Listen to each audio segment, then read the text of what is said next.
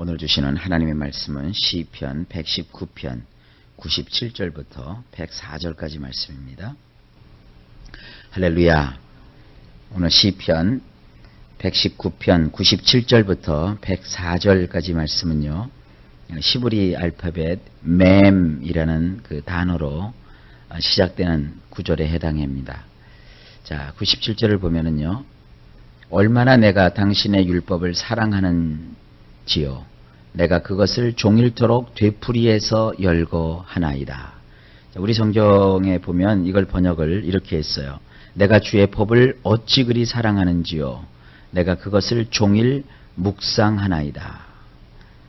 여기 보면 묵상이라는 말이 나오는데, 되게 이 묵상 그러면 가만히 아무것도 생각하지 않고 조용히 명상하는 것으로 생각할 수가 있는데, 우리 신앙인들은 명상이 아니라 묵상입니다. 근데 이 묵상이라는 것이 원문에서는 어떻게 표현하고 있냐면, 종일토록 하나님 말씀을 되풀이해서 우리 안에서 계속 기억하는 거예요. 그리고 우리 원문 성경에서는 종일토록 되풀이해서 열거하나이다, 그렇게 되어 있어요. 열거라는 게 뭐예요? 줄줄줄줄줄줄 말을 풀어놓는 것이거든요. 그래서 하나님 말씀을 내 안에다가 담고 그걸 계속 기억하는 것입니다. 그 다음에 98절, 당신의 계명들이 언제든지 나와 함께 하기 때문에 나는 나의 원수들보다도 지혜로울 수 있었나이다. 자, 이것도 우리 성경에는 이렇게 번역을 했어요. 주의 계명이 항상 나와 함께 함으로 그것이 나로 원수보다 지혜롭게 하나이다. 그러니까 하나님의 말씀이 나의 삶 속에 늘 묵상되니까 이것이 나의 생각을 떠나지 않고 항상 맴돌고 있거든요. 그런데 그렇게 하나님의 말씀을 붙잡는 것이 뭐냐면, 나의 대적하는 원수들보다도 내가 훨씬 지혜로울 수 있다는 겁니다. 그러면 원수보다 지혜로우니까 어떻게 돼요? 크게 이기고 승리하는 것이죠. 그러니까 이런 그 지혜는 하나님의 계명을 붙잡은 자에게 주시는 하나님의 큰 축복입니다. 그래서 우리가 원수가 우리 생활 속에 있다고 해서 감성적으로, 감정적으로 기도하면 다 된다고 했으니까 하나님, 저 나의 인생을 괴롭히는 원수를 내 눈앞에서 고꾸라뜨려서 없이 해 주십시오. 그래서 아주 폭력적인 마음을 갖는 것보다는 원수가 뭐 내 앞에서 어떻게 하든지 말든지 거기에 개의치 아니하고 하나님의 계명을 내가 언제나 나와 함께 하도록 내가 노력하고 또 그 말씀을 묵상하고 붙잡는 거예요. 그러면 결국 어떤 일이 벌어지느냐 하면, 원수보다도 하나님이 나를 지혜롭게 만드셔서 결국은 어떻게 돼요? 아주 호쾌하게 원수를 이길 수 있도록 나의 삶을 하나님이 인도해 주시는 거예요. 당장 어떠한 그 폭력을 써서 원수를 치면 그 순간은 내가 이길 수 있어요. 그러나 여러분, 이 세상에 그런 말이 있잖아요. 칼로 일어난 사람은 칼로 망한다 그랬어요. 저 사람과 내가 원수가 되었는데 내가 그 원수를 한 펀치 날려가지고 저쪽으로 떨어지게 했어요. 그 원수가 그 순간에는 졌죠. 그럼 원수가 거기서 이를 갈아요. 그래서 그 원수는 나에게 또 원수를 갚을 기회를 호시탐탐 노리고 있단 말이에요. 엎치락 뒤치락 그러는 거예요.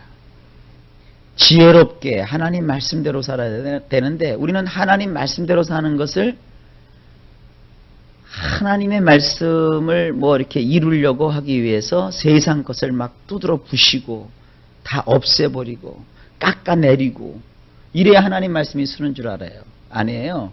하나님 말씀에는 우리가 인생을 살아가는데 필요한 것들을 다 말씀하고 계시거든요. 뭐 예를 들어서 노하지 말아라. 듣기는 속히 하고 말하기는 더디야 해라. 또 이마에 주름살이 있고 머리가 희끗희끗한 노인 앞에서는 고개를 들지 말아라. 이게 뭐냐면, 노인들 앞에서 고개도 들지 못하고 가만히 기죽고 있으라는 게 아니라 그들이 말하는 얘기를 들으라. 하는 거예요. 근데 이 젊은 사람들이나 이런 사람들이 그 말을 잘 안 들어요. 그리고 이 세상 정부와 권력자, 위정자들에게 너희가 순종하라 그랬거든요.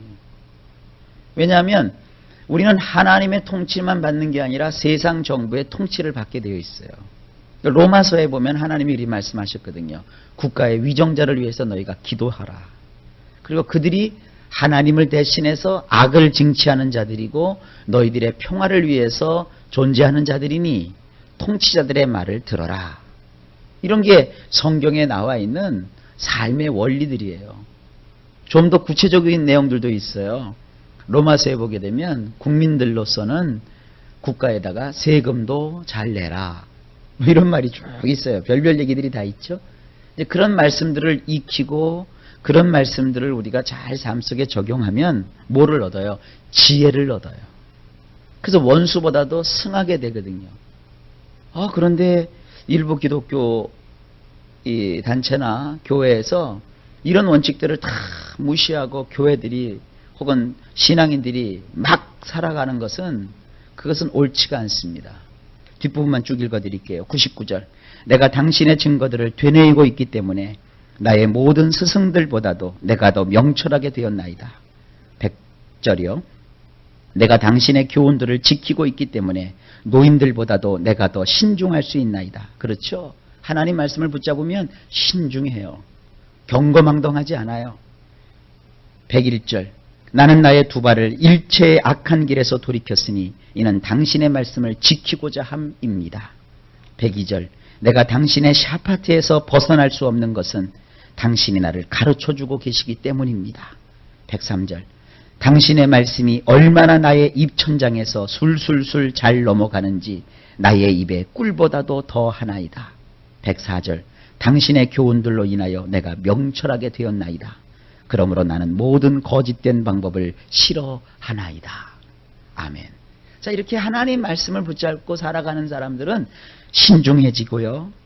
명철해지고요. 명철이라는 게 뭐냐면 이해력이 생겨요. 여러분, 이런 사람들은 성경 잘못 공부한 거예요. 성경을 공부했는데 사람이 이 칼날 같아져요.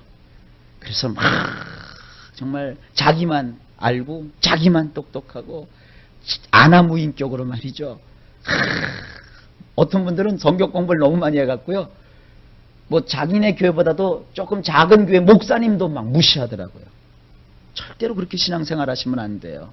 목사님 교회가 크든지 아니면 조그만 개척교회 목사님이든지 도시에서 목회하는 목사님이든지 시골에서 목회하시는 목사님이라든지 말을 잘하는 목사님이든지 말이 어눌한 목사님이라든지 목사님이라고 하는 그 이름 자체만 가지고서도 존경받으실 수 있는 거예요. 우리 기독교인들이 목사님들을 존경해 주지 않으면 누가 목사님들을 존경해 주겠어요? 하나님 말씀을 배운 사람들은 벌써 이 품성이 달라요.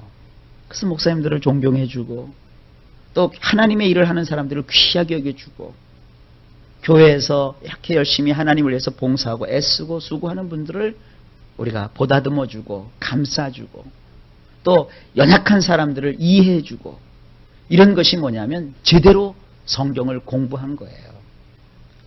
설교를 들으면서 어떻게 저렇게 뭐 판단하고 또 누가 열심히 봉사하고 이러는 걸 갖다가 막 뒤에서 이렇게 까부수고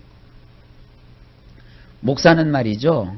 이 올바른 길로 성도들을 인도해야 되기 때문에 이런 얘기도 하고 저런 얘기도 하고 긍정적인 얘기도 하고 부정적인 얘기도 하면서 이끌어가는 거라고요. 근데 이제 성도들이 이런 걸 잘 모르면 막 비판의식만 드러나가지고요. 이것도 까고 저것도 까고.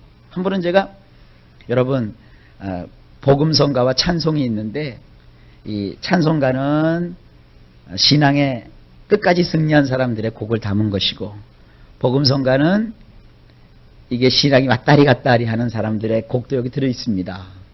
이건 뭐예요? 찬송 부르지 말라는 얘기가 아니거든요. 이 찬송가도 불러야 되고 복음성가도 불러야 되지만 이 복음성가와 찬송가가 어떻게 다른 것인지 분명히 알고 부르라 하고 이제 말씀을 전한 거예요. 그리고 나서 돌아서서 며칠 지나고 나니까 이런 얘기가 들어요. 거 봐라, 우리 목사님이 찬송가만 부르고 복음성가 부르지 말라 그랬다. 아주 이럴 때 보면요. 돌아버려요. 처음에도 제가 전도 얘기했잖아요. 영국에는 전도지 갖고 이렇게 전도하면 법에 걸린다. 이게 지금 뭐에서 얘기 나온 거예요? 무모하게 가서 다른 나라의 상황도 알지 못하고 우리식으로 가서 전도만 하려고 하는 사람들을 제가 비난하고 그러면 안 된다라고 얘기한 거거든요. 이제 이렇게 여러분들은 이제 그런 사람이 하나도 없죠. 이게 들고 나면 교회가 또 대번 이런 사람이 있어요. 봐라. 목사님이 전도지 들고 나가서 전도하지 말라 그랬다. 이러고 나와요, 이제. 그러면은 목사가, 아유, 참 답답해요. 우리나라는 전도지 갖고 나가서 전도도 할 수 있는 나라예요. 그건 우리나라에게 필요한 것이죠. 그러나, 서양에서는 안 그렇다는 거예요. 다른 나라에서는 안 그렇다는 거예요. 우리나라에서는 그렇게 할지라도 밖에 나가서는 다른 방법을 모색해서 복음을 효과적으로 전할 수 있도록 해야 된다. 이런 얘기예요. 이런 그 지혜를 여러분들이 가지시고 신앙생활을 꼭 하시기를 바랍니다. 여러분, 예수 잘 믿는 게 뭐냐? 말씀 들고 말씀 배우고 그래서 우리 마음이 정말 후덕해지는 거예요. 오늘도 많이 용서하시고 사세요. 오늘도 상황 속에서 많이 이해하세요. 그리고 오늘도 많이 참으세요. 많이 참으니까 좀 미안하네요. 딱 3번만 참으세요. 오늘. 그래서 여러분들 오늘 좋은 일이 예수님 안에 있을 줄로 믿습니다. 승리하십시오.